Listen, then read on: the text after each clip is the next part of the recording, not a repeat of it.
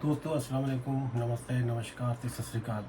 उम्मीद है कि आप लोग खैरियत से होंगे। दोस्तों मुझे जापान में रहते हुए तकरीबन 36-37 साल होने वाले हैं और मैं ये समझता हूँ कि जापान की तारीख में पहली बार ऐसा हो रहा है।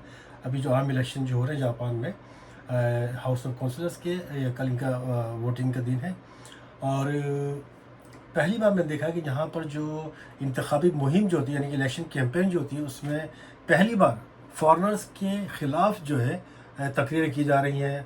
उनके बारे में बुरा भला कहा जा रहा है कि फॉरेनर यहाँ के जापान में हमारे तहज़ीब को, कल्चर को तब्दील करके रख दिया, हमारी ज़मीनें ख़रीदी जा रही हैं और फलाह है, धमाका है और ये टैक्स नहीं देते, चोरी करते हैं, जराइम करते हैं और बिल्कुल और ये धड़ाधड़ अपनी जायदादें यहाँ पर ले रहे हैं। एक दिन आएगा हम जापानी जो अक़लियत में हो जाएंगे, हमें फ़िक्र करनी चाहिए। तो इस तरह के कई जो मुतासिब किस्म के जो सियासतदान हैं, वो अपनी तकरीरों में इस किस्म की हेट तकरीरें जो है वो बड़े उरूज पर है आजकल।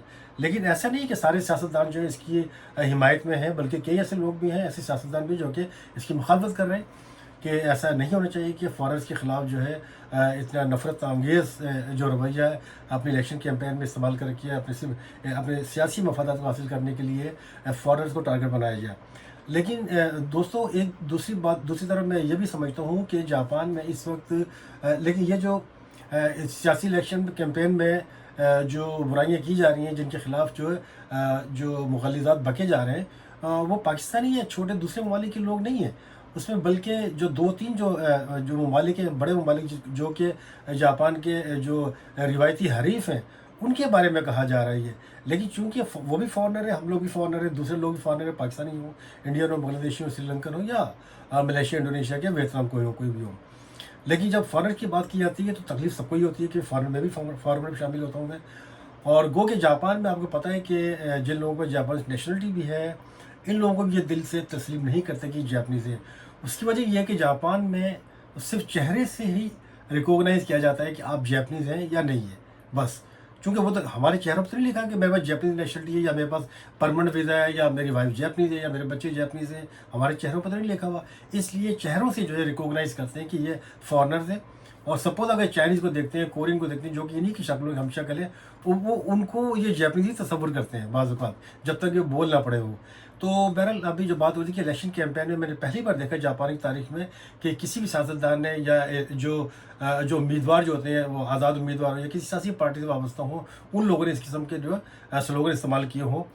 मिसाल के तौर पर एक पार्टी के कैंडिडेट ने तो ये भी कह दिया कि फर्स्ट जापानीज़, यानी कि फर्स्ट जापानीज़ एक इतना बड़ा तासुबी लफ्ज़ है। अगर हम पाकिस्तान में या किसी दूसरे मुल्क में भी ये देखना मुश्किल हो जाता है कि फ़र्स्ट पाकिस्तानी है, यानी कि फ़र्स्ट जापानीज़, यानी कि इनका मतलब कहने का ये है कि जापान में अगर फ़ॉरेनर आ भी गए, लेकिन हम जहाँ भी कोई काम करने के लिए जा रहे हैं, अगर वहाँ पर जापानीज़ खड़ा हो तो फर्स्ट जापानीज़ को प्रेफर किया जाए।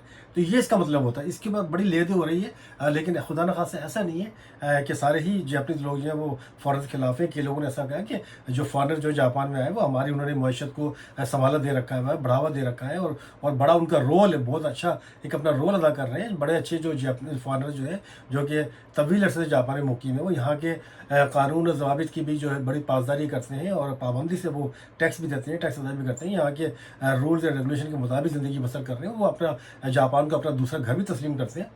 तो लेकिन फिर भी बात जो है काबिल गौर है, ये फ़िक्र लम्हा है हम लोगों के लिए, फ़ॉरेनर्स के लिए जो जापान में मुकीम है, कि वो उसकी वजह भी फ़ॉरेनर ही बने हैं। अभी मैं चूँकि देखता हूँ कि मैं हर रोज़ जापान की अदालतों में, पुलिस में, प्रोसिक्यूटर्स में, इन्वेस्टिगेशन में मैं ट्रांसलेशन भी जाता हूँ। जैसे पाकिस्तानी भी हैं, इंडियन भी हैं, बांग्लादेशी भी हैं, जिनकी मैं ट्रांसलेशन करता हूँ। वो छोटे-छोटे जराइम, बड़े-बड़े जराइम में बिल्कुल धड़ल्ले से वो इन्वॉल्व हैं और उनके नज़दीक छोटे-मोटे जराइम जो कोई जराइम शुमार नहीं किया जाए जिस तरह के उनके ममालिक में। लेकिन मेरे भाइयों, याद रखो कि जापान में एक छोटा-सा जराइम भी जो है ना, छोटा-सा जुर्म भी जो है ना, यानी कि 100 यानी कि आपने चोरी की है, आपने किसी राह चलती लड़की को छेड़ा है आपने, आपके मुल्कों में तो शायद ये इसकी कोई अहमियत नहीं, अरे क्या हो गया, 100 यानी कि चोरी की, क्या फ़र्क पड़ता है? एक लड़की को आवाज़ तो दी है या उसको हाथ से टच किया, क्या फ़र्क पड़ता है? लेकिन जापान में ऐसा नहीं है। जापान में क़वानीन बहुत सख्त इस मामले में। पहले मैं अपनी वीडियो में कह चुका हूँ कि जापान में इस किस्म के छोटे-मोटे क्राइम में जो है उनकी बहुत ज़्यादा सज़ाएँ हैं। बाज़ क्राइम ऐसे हैं कि उनकी क़त्ल से ज़्यादा सज़ा है, यानी कि किसी औरत के हाथ में आपने इस्मत दरी कर दी है और उसका रेप कर दिया आपने, तो वो क़त्ल से ज़्यादा उसकी सज़ा है। कत्ल की सज़ा जापान में 7 साल, उसके 9 साल भी हो सकती है, 12 साल भी हो सकती है, उम्र कैद भी हो सकती है। लिहाजा मैं बार बार कहता हूँ कि जगह जगह कैमरे लगे हुए हैं, खुदा ना कोई भी छोटा मोटा जुर्म ना करें।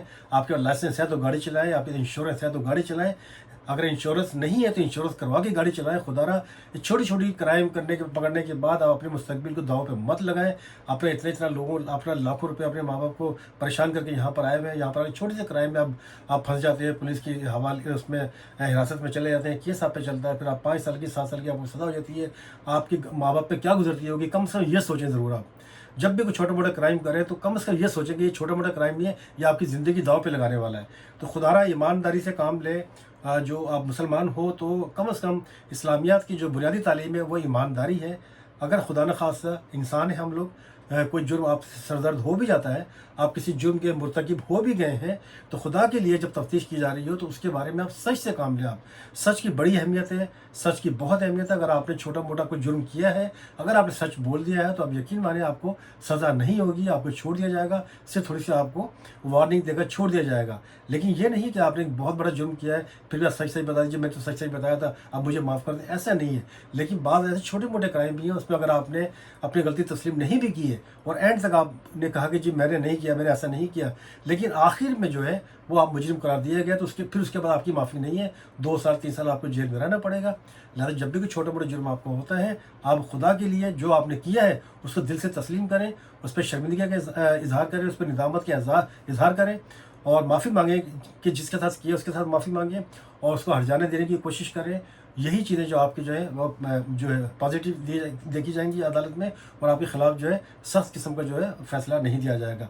खुदा के लिए हम लोगों ने भी अपने किरदार इस तरह के किए हैं कि इलेक्शन कैंपेन में हम लोगों के ख़िलाफ़ जो यहाँ के लोग बोलने शुरू हो गए। खुदा की कसम याद रखिए, जापान में जिस दिन अगर ये नफरत फैल गई कि ये फॉरनर्स को छोड़ना नहीं है, तो आप यकीन करें जो तासुब हम लोग क्या तासुब करते हैं अपने मुल्क में, जो ये तासुब करके आपको दिखाएंगे, हम लोगों का जापान में रहना दूभर हो जाएगा। लेकिन मैं इसलिए मैं कह रहा हूँ खुदा के लिए हर आदमी जो कोशिश करे कि वो यहाँ के कवानीन के मुताबिक ज़िंदगी गुजारे, चोरी चकारी और जो झूठे छोटे बड़े चोरियाँ या कोई जालसाजी से गुरेज करें, अच्छे इंसान की तरह काम करें और अपना मकाम बनाएं और तमाम कवानीन की जो है उनकी पासदारी करें, उनकी हिफाजत करें, उन पर अमल करने की कोशिश करें। शुक्रिया।